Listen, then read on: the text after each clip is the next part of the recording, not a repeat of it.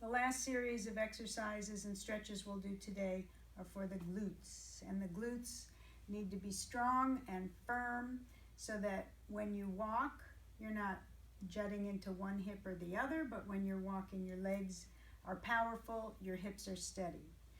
So come onto your backs with your knees bent, feet on the floor. This one can become addictive. After you do this a number of times over weeks and months, your glutes will become strong and toned, and you will actually want to do this one. So bring your feet in line with your hips, feet pointing straight forward. Roll the hips under so that you feel the navel go down and the low back round. Keep that and just lift your hips up about 2 inches. So it looks like that. Your arms can rest by your sides. And all you do here is simply squeeze the glutes and release. And squeeze, release. Squeeze, release, and squeeze, release. Continue this for about 30 pumps. Squeeze, release, squeeze, release, squeeze, release, squeeze, release. That's about 10. So you got a lot more to do. And you're going to start to feel it. Make sure that the pelvis is tucked under, that you're not lifting the navel up, the navel is down, the hips are pumping, and notice how much the hips move with each pump. So that's evidence that your glutes control your hips, or they wouldn't be bouncing around so much. So after about 30 of them, lift your hips all the way up and then touch the floor 10 times, up and touch, and up and touch, and up and touch, up and touch. So it might start to burn, and this is one of the few exercises that the burn actually is okay. Most of the time we go for no pain. We don't want pain, but you will feel the glutes. And then rest. Turn the feet, take them a little bit wider and turn them out about 30 degrees. So if you were on a yoga mat, your little toe would be at the edge of the mat.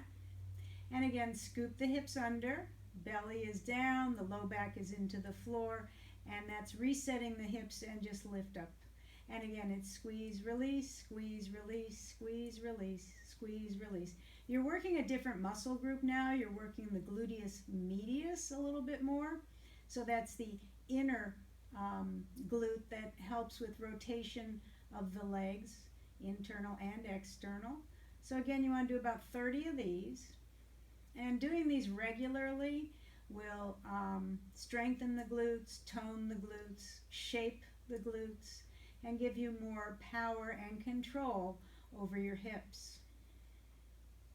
And after about 30 of these, you do the hip lift, touch down and up and down for about 10 of those. And you're almost done. And 4, 3, 2, and 1. And to release, bring your knees into your chest, but bring each knee toward its respective shoulder. So it's like child's pose on your back. So your toes are touching, your knees are wide, hug them in. Maybe a little pivot side to side, maybe a little roll side to side. And then we'll do the shape 4 pose. So knees bent, feet on the floor. If you'd like to go deeper and you're not comfortable holding the back of your leg, a strap comes in handy. You could use the tie of a robe, you could use a towel. So taking one leg, cross the ankle over the knee, so you're actually in the shape of a 4. If you're getting enough of a stretch here, stay put. If you want more, you can take the knee into your chest, spread these toes, reach through the ball of the foot. And if you have trouble holding behind the thigh, you can reach with a strap and pull the thigh in. Now when I'm doing this stretch, I want to make sure that my knee is safe, so my toes are spread and the foot is flexed. And I'm trying to reach my outer top knee, the one that's crossed over, away. So rather than push it away, I'm using my mind to bring the outer knee away. And you stay here as long as feels good. Count the lengths of your breath and count how many breaths you take so you can do it evenly on the other side. So switching legs, cross over, maybe you stay here, or bring the knee in, holding behind the leg or using a strap. And again, spread the toes, reach through the ball of the foot, taking the outer knee away, using your mind to do so, not pressing. Going for an outer hip stretch, bringing the leg in further if you like. And again, count how many breaths so that you do it evenly on both sides. And then release that. The next stretch I want to show you is called Happy Cow. You cross your legs like you're sitting at the dining room table, thigh over thigh, knees touching. Lift up, bring the knees in, give them a hug, and then rest your head and chest on the floor. If you're getting enough of a stretch here, stay put. If you want more, you can hold your shins and wing them away from each other. If you still want more, scoop underneath the soles of the feet and draw the feet away from one another. So it's a very deep outer hip stretch. And again, count how many breaths you take on one side, make them slow, make them soft, and then switching. Other knee on top, thighs touch, lift up, hug in, rest back, stay put, or taking the shins further apart, or holding on underneath the soles of the feet. And after you've taken the same number of breaths on the second side, then you're ready to release. There's one more pose I'd like to show you, and it's called Z pose. Z pose is a stretch really almost anywhere in your legs. It's going to go to your tightest spot, but specifically it's good for the piriformis, which is a muscle deep inside the glute area that can get overused with too much external rotation, such as when you're driving, one leg drops out. When you're sitting, your legs are dropped out. That's external rotation. So this is a wonderful stretch for that.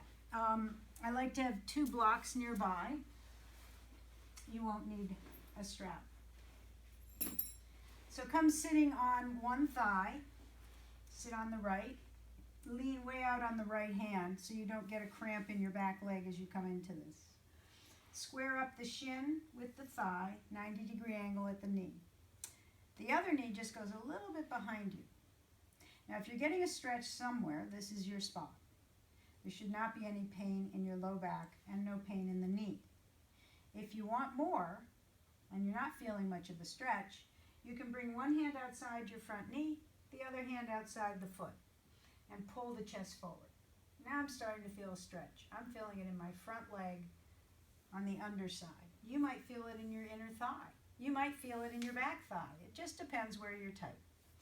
Spread the toes, pull the toes back to help protect the knee using the muscles that wrap around the knee. If this is enough, you stay here.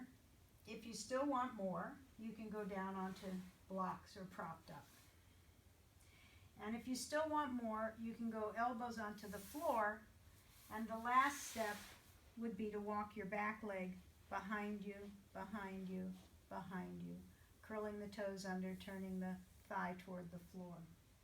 Now some people find that they're very tight and being here is still too much, in which case you can take yourself a little bit diagonally over the front thigh.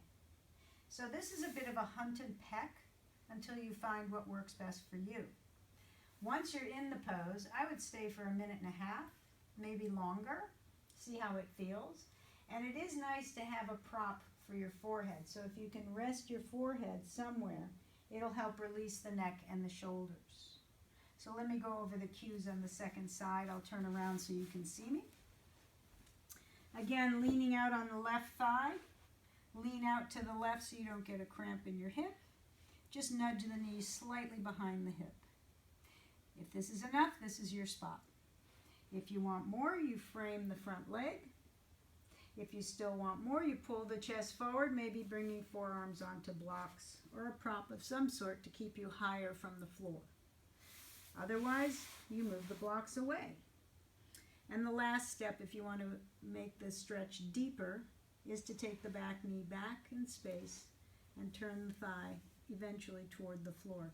The front hip never comes off the floor. That's how this is different from half pigeon, if you know half pigeon pose. And again, it feels really nice to support the head to release the neck and the shoulders. Make sure the jaw is soft, you're not clenching your teeth. And if the only thing you can think of when you're in this pose is when am I getting out of this pose, then you know you're in too deep. All right, safe walking, happy exercising, healthy body, and we'll be ready for week 3 next time.